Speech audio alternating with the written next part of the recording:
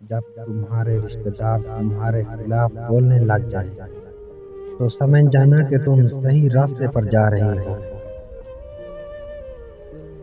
عورت کو اگر نئے مرد سے عزت ملے تو وہ اپنی گہری محبت کو بھی قربان کر سکتی ہے۔ ایسے لوگوں کی مدد ضرور کرو جن کا چہرہ سوال اور زبان بے سوال ہوتی ہے۔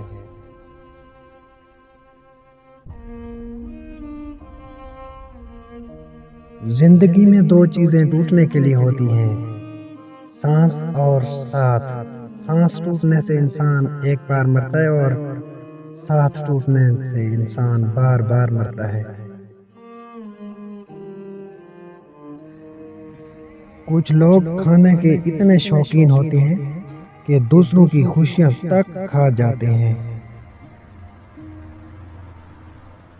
ایک دوسرے کے رزق پر نظر مت رکھو، کیونکہ رب سے بہتر کوئی تقسیم کرنے والا نہیں ہے۔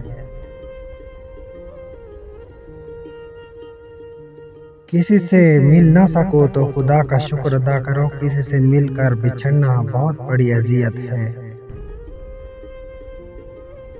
گھڑی بند کرنے سے گھڑی بند ہوتی ہے، وقت نہیں، اور جھوٹ بولنے سے جھوٹ چھپتا ہے مگر سچ نہیں۔ سانپ تو ایسے ہی بدنام ہے، انسان بھی تو ڈستا ہے لفظوں میں زہر ڈال کر۔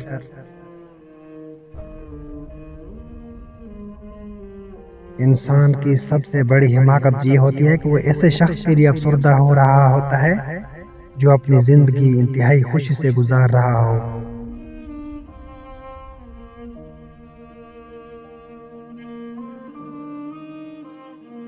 کسی کی زندگی میں آپ کے ہوتے ہوئے بھی کسی اور کی گنجائش ہو تو وہاں آپ کا ہونا بیکار ہے۔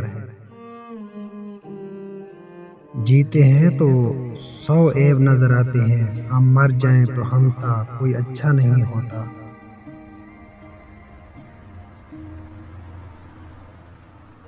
درد اگر خدا سے بانٹ لیا جائے تو روح کو بھی سکون آ جاتا ہے۔ زندگی مسلسل امتحان ہے، جہاں 10 بار گرنے کے بعد 11ویں بار اٹھ جانے کا نام کامیابی ہے۔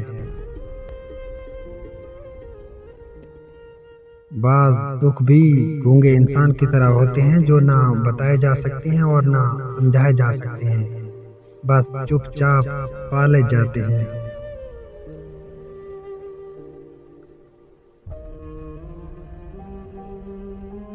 انسان مضبوط اتنا ہے کہ پہاڑوں کا سینہ چیر دے، اور کمزور اتنا ہے کہ لفظوں اور لہجوں سے ٹوٹ جاتا ہے۔